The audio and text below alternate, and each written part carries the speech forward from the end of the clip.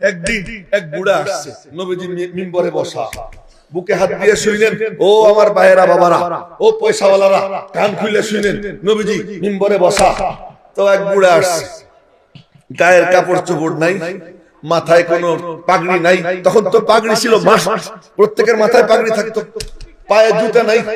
আইসে বলতেছে, আসসালামু আলাইকা ইয়া মুহাম্মদ, বলেন না সাল্লাল্লাহু আলাইহি ওয়াসাল্লাম।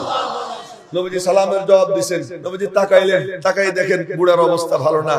তো বুড়া বলতেছে, ইয়া রাসূলুল্লাহ, এই যে দেখেন আমার গায়ে চাদর নাই, বলেন না কেউ আমার একটা চাদর দেন। এক সাহাবী গায়ের চাদর খুলে দিয়ে দিছে, না ওয়া ইউসিরুনা আলা আনফুসিহিম ওয়ালাউ কানা বিহিম খাসাসা। নবীজির তালিম যারা পায়, পাওয়ার পরে নিজের অধিকারের কথা একটু মনে রাখে না, ভাইয়ের হককে প্রাধান্য দেয়। এবার নিজের গায়ের চাদর খুলে দিয়ে দেয়।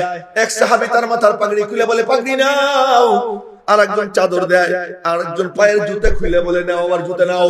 এবার তো কমপ্লিট ড্রেস, মাথায় পাগড়ি, গায়ে চাদর আর পায়ে জুতা, এবার তো কমপ্লিট ড্রেস হয়ে যায়। নবীজি বললেন, হইছে তো? অনেক দূর থেকে রওনা দিছি, খুব খিদা, পেটে কোনো খাবার নাই। পেটে কোনো খাবার নাই। সাহাবীরা কেমন ছিলেন দেখেন। নবীজি বললেন, এ মিয়ারা, তোমরা কে আসছো? আমার মেহমানরা খাওয়াবা, আমার মেহমানটারে খাওয়াবা। কে আসো?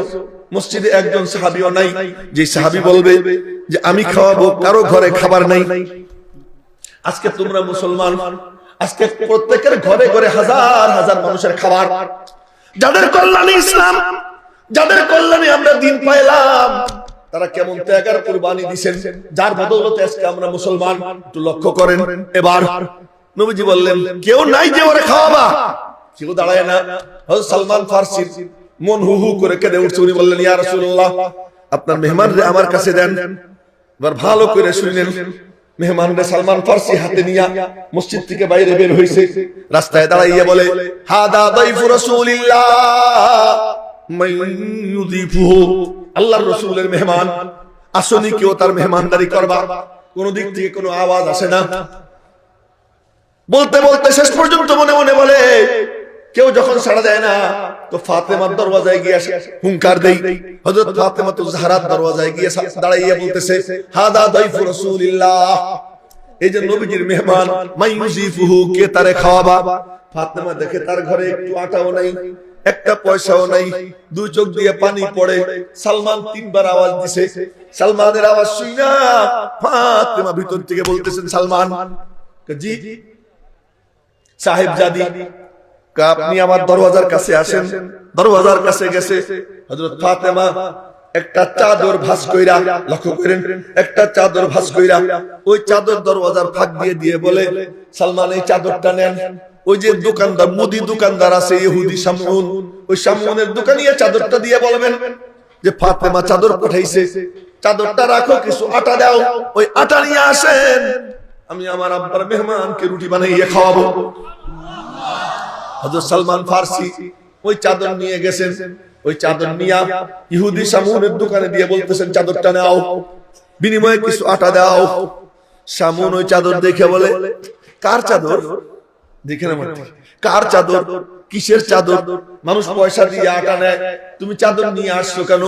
সালমান ফারসি বলেন, কার চাদর, তা দিয়ে তোমার কি কাম?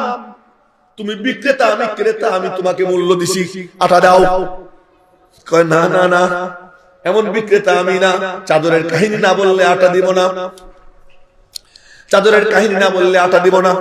এবার বাধ্য হইয়া সালমান চাদরের কাহিনী বলছেন।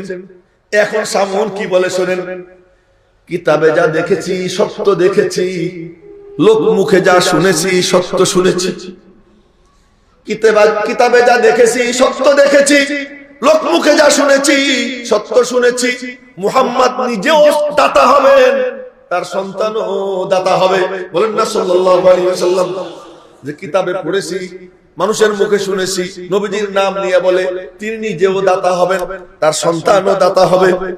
এবার বলে কি, সালমান, এই চাদরের দাম দেওয়ার সামর্থ্য আমার নাই। শামউন বলতেছে, এই চাদরের দাম দেওয়ার সামর্থ্য আমার নাই, এর দাম আমি কেমন করে দিব?